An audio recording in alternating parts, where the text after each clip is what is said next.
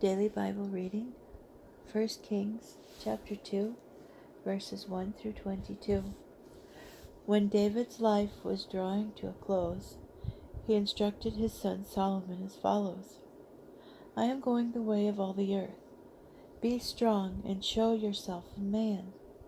Keep the charge of the Lord your God, walking in his ways and following his laws, his commandments, his rules, and his admonitions is recorded in the teaching of Moses, in order that you may succeed in whatever you undertake and wherever you turn. Then the Lord will fulfill the promise that he has made concerning me, if your descendants are scrupulous in their conduct and walk before me faithfully with all their heart and soul. Your line on the throne of Israel shall never end. Further, you know what Joab, son of Zeruiah, did to me, what he did to the two commanders of Israel's forces, Abner, son of Ner, and Amasa, son of Jether. He killed them, shedding blood of war in peacetime, staining the girdle of his loins and the sandals on his feet with blood of war. So act in accordance with your wisdom, and see that his white hair does not go down to Sheol in peace. But deal graciously with the sons of Barzillai the Gileadite, for they befriended me when I fled from your brother Absalom. Let them be among those that eat at your table. You must also deal with Shimei son of Gera the Benjaminite from Bahurim. He insulted me outrageously when I was on my way to Mahanaim. But he came down to meet me at the Jordan, and I swore to him by the Lord, I will not put you to the sword.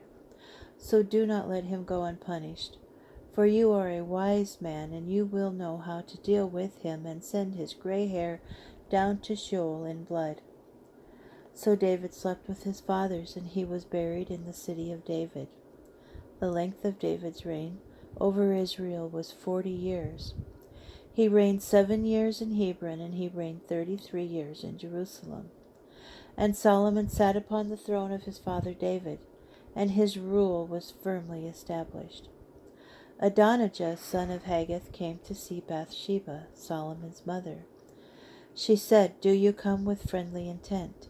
Yes, he replied. And he continued, I would like to have a word with you. Speak up, she said. Then he said, You know that the kingship was rightly mine, and that all Israel wanted me to reign. But the kingship passed on to my brother. It came to him by the will of the Lord. And now I have one request to make of you. Do not refuse me. She said, Speak up. He replied, Please ask King Solomon, for he won't refuse you, to give me Abishag the Shunammite as wife. Very well, said Bathsheba, I will speak to the king in your behalf. So Bathsheba went to King Solomon to speak to him about Adonijah. The king rose to greet her and bowed down to her. He sat on his throne, and he had a throne placed for the queen mother, and she sat on his right.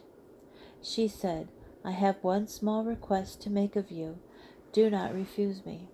He responded, Ask mother, I shall not refuse you. Then she said, Let Abishag the Shunammite be given to your brother Adonijah as wife. The king replied to his mother, Why request Abishag the Shunammite for Adonijah?